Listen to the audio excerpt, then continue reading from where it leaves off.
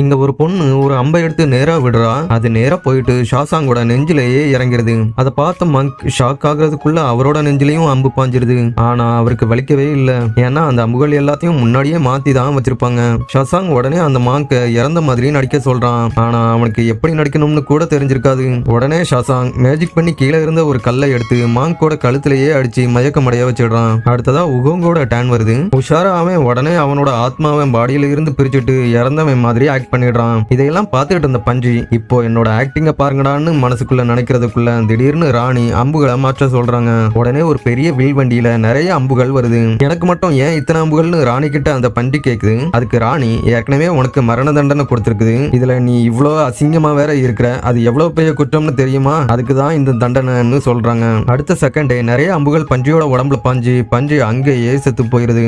அதுக்கப்புறம் இறந்து போன எல்லாரையும் மலையில இருந்து தூக்கி போட சொல்லிட்டு ராணி அங்க இருந்து போயிடுறாங்க.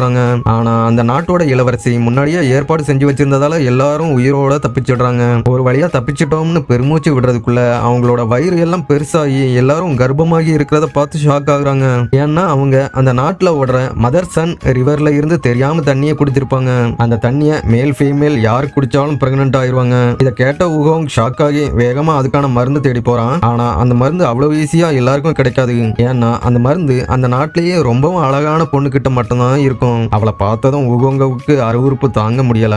இருந்தாலும் மருந்துக்காக அவகிட்ட கெஞ்சிக்கிட்டு இருக்கான். உடனே அவ என்ன நீ உண்மையா அழ வச்சன்னா உனக்கு இந்த மருந்து தர்றேன்னு சொல்றான். அட இவ்வளோ ஈஸியான டாஸ்கான்னு அவனும் ஓங்கி ஒரு குத்து குத்துறான். ஆனா குத்துறதெல்லாம் செல்லாதுன்னு அவ சொல்லிடுறான். என்னடா இது சோதனைன்னு அவனும் அவனுக்கு தெரிஞ்ச ஒரு பழைய லவ் ஸ்டோரிய அவகிட்ட சொல்றான். அதை கேட்டதும் அவளோட ஹார்ட் மெல்ட் ஆகி உண்மையிலேயே மனசு வருந்தி அழ ஆரம்பிக்கிறான். அதுக்கப்புறமா மருந்தும் இப்போ அவனுக்கு கிடைச்சிருது. அதை கொண்டு போய் அவங்க கிட்ட கொடுக்கறப்ப மங்க் திடீர்னு நான் என் வயிற்றுல உருவான இந்த குழந்தைய பெத்துக்க போறேன்னு சொல்றான். இதை கேட்ட உகோங் என்னடா சொல்றேன்னு ஷாக் ஆகி நீ இப்படி சொன்னா கேட்க மாட்டேன்னு சடனா எல்லாரையும் உரைய வச்சு அவங்களோட வாயில அந்த மருந்தை ஊத்தி விட்டுடுறான். அதுக்கப்புறமா பிறக்காத அந்த குழந்தைக்காக மாங்கும் இளவரசியும் டெய்லி பிரேயர் பண்ண ஆரம்பிக்கிறாங்க. அந்த டைம்ல அவங்க ரெண்டு பேருக்கும் லவ் ஸ்டார்ட் ஆகி டெவலப் ஆகிருது. ஆனா இளவரசிங்கிறதால அவன் எப்பவும் அவனோட லவ் பயந்து அவகிட்ட சொல்லி இருக்கவே மாட்டான். இந்த விஷயம் எப்படியோ அந்த நாட்டு ராணிக்கு தெரிஞ்சிருது.